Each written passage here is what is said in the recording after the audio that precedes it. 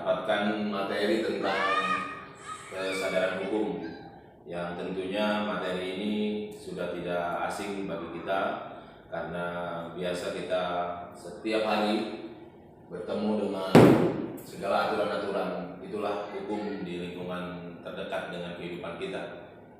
Namun sebelumnya saya tetap mengingatkan kepada seluruh peserta MPLS secara virtual, jadilah remaja yang berkarakter, kemudian religius, sehat, cerdas, dan juga produktif.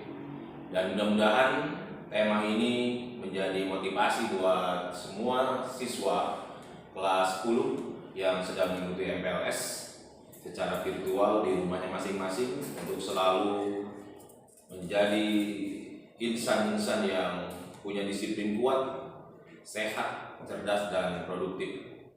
Dan hari ini kita akan mendapatkan satu ilmu tentang satu materi yang paling penting yang harus dipelajari oleh siswa sekalian. Yang pertama adalah sadar hukum, yang kemudian sadar hukum ini adalah salah satu materi penting yang disampaikan, yang kemudian punya nilai buat kamu di rumah masing-masing atau nanti setelah siswa sekalian ada di sekolah. Karena materi penting, maka kemudian tolong disimak dengan baik pengertian, kemudian juga teori serta aplikasi nanti di lapangan. Untuk sementara seperti itu teman-teman sekalian. Selanjutnya saya akan menampilkan beberapa pengertian dari kesadaran hukum. Yang pertama, pengertian kesadaran hukum, yaitu merupakan kesadaran atau nilai-nilai yang terdapat di dalam diri manusia tentang hukum yang ada atau tentang hukum yang diharapkan ada. Maka kemudian biasa ada hukum yang dibuat dengan undang-undang dan kemudian juga diharapkan undang-undang itu mampu melindungi apa yang akan kita kerjakan. Maka disinilah kemudian ada kesadaran tentang bagaimana hukum mampu memberikan satu kenyamanan bagi penggunanya, sekaligus juga hukum itu melindungi bagi penggunanya jika ada kesalahan-kesalahan dalam melaksanakan hukum itu sendiri.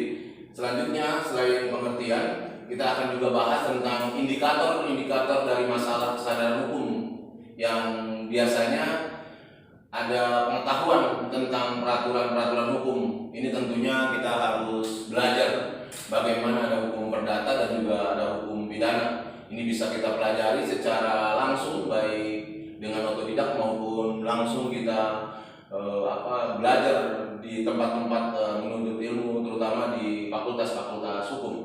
Yang kedua, kita juga akan dikenalkan dengan indikator yang kedua, yaitu pengetahuan tentang isi peraturan-peraturan hukum. Maka kita akan mengenal ada pasal-pasal hukum yang menyangkut di situ peraturan-peraturan hukum dan juga isi-isi hukum itu sendiri. Selanjutnya, yang ketiga adalah sikap terhadap peraturan-peraturan hukum. Maka setiap pengetahuan tentang peraturan-peraturan hukum dan kemudian biasanya memuat tentang isi-isi peraturan hukum, maka kita sebagai pengguna daripada kitab undang-undang hukum perdata maupun pidana biasanya harus mempunyai sikap terhadap peraturan-peraturan hukum itu sendiri. Jangan sampai hukum dibuat tetapi kita juga melanggar hukum tersebut. Maka yang keempat adalah pola-pola perilakuan hukum. Ini biasanya menyangkut tentang pelanggaran-pelanggaran dari kitab-kitab hukum baik perdata maupun pidana. Lalu kita juga akan dikenalkan dengan hal-hal yang berkaitan dengan kesadaran hukum. Maka di sini akan kami tampilkan hal-hal yang berkaitan dengan kesadaran hukum adalah sebagai berikut.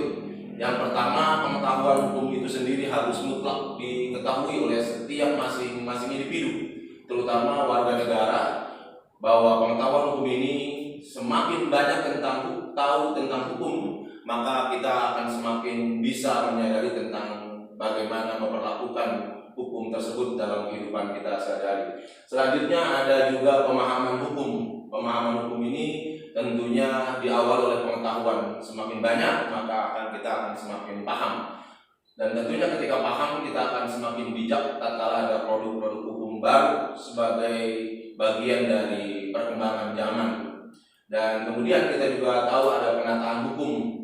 Biasanya semakin zamannya maju, pesat, maka banyak juga produk-produk hukum yang baru dalam rangka melindungi daripada pengguna atau daripada objek hukum itu sendiri. Selanjutnya yang keempat adalah pengharapan terhadap hukum. Setiap orang yang membuat hukum, kemudian paham tentang hukum, penataan tentang hukum, maka tentunya di poin keempat ini kita sebagai orang yang taat terhadap hukum berharap bahwa hukum itu mampu mengatur lalu lintas kehidupan baik secara individual maupun secara konstitusional. Selanjutnya yang kelima adalah meningkatkan kesadaran hukum. Ini yang paling penting. Setiap hukum yang dibuat, maka kita sebagai penggunanya harus tahu betul bagaimana akibat ketika melanggar hukum. Maka jangan aneh jika ada aparatur negara yang kemudian memberikan satu kesadaran kepada kita tatkala ada tawuran, ada terjadi rampasan hak orang lain, kemudian ada penindakan baik preventif maupun yang sifatnya persuasif, maka tentunya kita harus siap dengan metode-metode semacam ini, karena setiap warga negara yang melanggar hukum maka akan dilakukan penyadaran hukum itu sendiri guna kembali kepada rel yang diharapkan oleh negara supaya kita tidak melanggar aturan. Yang selanjutnya kita juga akan mengedepankan beberapa teori yang menjelaskan penyebab kenakalan remaja ini lebih menciut lagi, lebih spesifik lagi, karena siswa SMA Istiqlal diharapkan mengetahui tentang beberapa teori yang disampaikan oleh mereka yang berkompeten di bidangnya. Yang pertama yang sering muncul di lingkungan remaja kita saat ini adalah teori yang pertama, adalah rasional choice. Kenakalan remaja dianggap kurang iman dan juga kurang disiplin.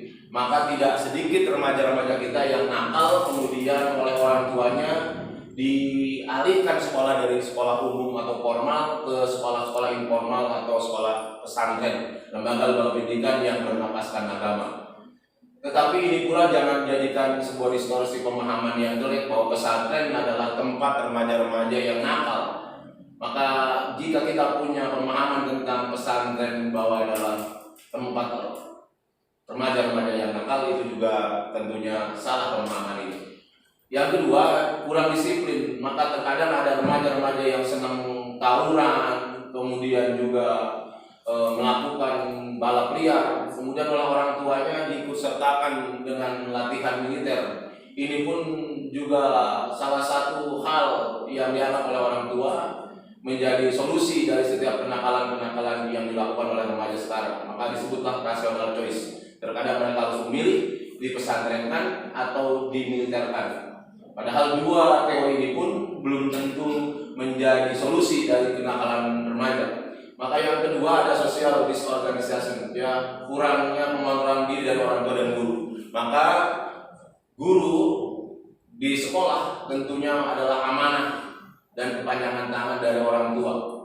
Maka tentunya bukan hanya berpangku tangan kepada guru berhasilnya anak-anak remaja kita, tetapi orang tua yang di rumah yang tentunya jauh lebih lama dibanding guru bertatap muka maupun berinteraksi di rumah. Maka kepada bapak, ibu, orang tua dari siswa-siswi sekalian harus menjadi pengontrol utama, karena siswa kita, siswa SMA Istiqlal tentunya lebih lama bersama dengan bapak ibu sekalian di rumah. Kemudian ada metode yang lain, ada teori yang strain, yaitu kurang kecukupannya secara materi. Maka kita akan melihat nanti di jalan banyak siswa-siswa usia-usia sekolah, remaja-remaja kita yang usia-usia sekolah ada di jalanan. Bahkan kemudian ada di tempat-tempat tertentu yang seharusnya mereka adalah ada di tempat-tempat pendidikan dan tempat-tempat pembelajaran. Karena kurangnya materi, akhirnya terjadilah kecurangan, terjadilah hal-hal yang tidak kita inginkan. Maka untuk mencari solusi ini, seyogianya kembali kepada teori yang kedua, bagaimana orang tua selalu memantau pergerakan anak-anaknya, putra-putrinya. Yang keempat, itu juga ada teori differential association, akibat salah bergaul. Terkadang anak kita baik di rumah, namun kemudian di lingkungannya sangat ugal-ugalan, sangat susah diatur. Maka kita sebagai orang tua, juga sebagai guru, harus pintar memilih di mana sumber daripada permasalahan yang sedang dihadapi oleh anak-anak kita. Tentunya tidak boleh menjudge bahwa anak kita nakal, anak kita kurang iman, anak kita kurang materi. Tetapi mungkin kitalah orang tuanya, gurunya salah bagaimana kita cara membimbing dan mengarahkan anak-anak kita. Jadi jangan sampai akibat salah bergaul kemudian anak-anak kita sudah dijusting dengan anak nakal. Bahkan yang kelima, inilah yang kemudian di awal disebut, anak kita kalau sudah diberikan label bahwa anak yang nakal, maka terkadang yang ada dalam benak pikirannya, saya sudah kado menjadi anak yang nakal, diucapin oleh orang tua anak yang nakal, oleh guru dicap juga anak yang nakal, maka terkadang anak ini sudah menjadi nakal beneran. Oleh karena itu doa kita tentunya harus menjadi doa yang paling baik, supaya label-label anak-anak yang nakal, anak-anak yang kurang perhatian, anak-anak broken, itu tidak terjadi pelabelan terhadap anak-anak atau peserta didik kita. Nah, Bapak Ibu dan juga anak-anak sekalian peserta MLS spiritual di rumahnya masing-masing, harapan materi sadar hukum ini adalah yang terakhir, male phenomenon, ya. Anak laki-laki terkadang dinilai lebih nakal dibanding perempuan. Maka ini bagi kita yang berjenis kelamin laki-laki, satu klub yang disampaikan oleh male phenomenon ini harus kita sanggah bahwa tidak semuanya laki-laki itu nakal, dan kemudian tidak semuanya juga perempuan itu baik. Maka kenakalan remaja sekarang itu tidak hanya diakomodir oleh laki-laki, tapi kemudian bisa saja terjadi oleh perempuan. Intinya dari teori yang ke-6 ini, bagaimana anak-anak laki kita juga tidak nakal, juga anak-anak perempuan kita tidak nakal. Artinya seluruh peserta didik SMK Karya Bakti Istiqlal semuanya ada dalam koridor kesadaran dalam hukum, baik hukum yang bersifat negara maupun hukum yang bersifat di sekolah. Kemudian ini peranan besar hukum di lingkungan sekolah. Yang pertama, saya ingin sampaikan kepada Bapak, Ibu guru, kemudian orang tua siswa, dan kemudian calon siswa SMA Karya Bakti Istiqlal, bahwa sekolah merupakan faktor penentu bagi perkembangan kepribadian anak, baik dalam cara berpikir, bersikap maupun cara berperilaku. Maka kemudian bagi mereka yang ada di lingkungan sekolah, terutama semua stakeholder yang ada di sekolah, bersikaplah, berpikirlah, dan berperilakulah, karena sikap kita, pikir kita, perilaku kita dicontek oleh anak-anak kita. Maka orang Barat mengatakan, ada yang menyampaikan bahwa memberikan contoh itu adalah salah satu bagian yang paling baik. Nah, oleh karena itu saya pikir Bapak Ibu guru harus menjadi motor penggerak bagaimana cara berpikirnya berjalan, kemudian bersikap dengan baik, dan kemudian juga cara berperilaku yang baik. Insya Allah anak-anak kita akan menjadi orang baik tatkala Bapak Ibu guru yang ada di sekolah juga mencontohkan yang baik. Yang kedua, sekolah berperan sebagai substitusi keluarga dan guru, substitusi sebagai orang tua. Artinya sekolah ini harus berperan sebagai lingkungan keluarganya, dan kemudian guru harus berperan sebagai orang tuanya. Jika anak kita ada di sekolah, maka sekolah ini adalah sebagai lingkungan rumah. Dan kemudian jika siswa kita ada dekat dengan kita, maka anggaplah kita sebagai guru ini sebagai orang tuanya. Maka tentunya cara penanganan mereka, peran mereka, dan kemudian cara membimbing mereka seolah-olah mereka adalah anak kita sendiri. Dan yang ketiga, peranan kesadaran hukum dalam lingkungan sekolah. Diharapkan sekolah menjadi lingkungan sekolah sebagai substitusi dari lingkungan masyarakat secara luas. Jadi ketika anak kita sudah mampu bergaul dengan baik, berpikir dengan baik, bersikap dengan baik, berperilaku dengan baik di lingkungan sekolah, maka insya Allah diharapkan siswa-siswa sekalian ketika di masyarakatnya juga berlaku dengan baik. Mungkin salah satu yang bisa saya sampaikan dalam kesadaran hukum ini adalah seperti itu, dan diharapkan siswa-siswa SMA Karya Bakti Istiqlal bisa menjalankan ini dengan baik, dan mudah-mudahan MLS secara virtual mudah-mudahan punya manfaat, dan mudah-mudahan kelak kalian semua menjadi siswa-siswi SMK Karya Bakti Istiqlal yang membanggakan kami. Demikian, mudah-mudahan orang tua kita diberikan kebahagiaan oleh Allah, dan kita mudah-mudahan siap membahagiakan orang tua kita. Alhamdulillahirobbilalamin, materi kesadaran hukum sudah selesai dan mudah-mudahan bermanfaat bagi kita semua. Saya akhiri. Assalamualaikum warahmatullahi wabarakatuh.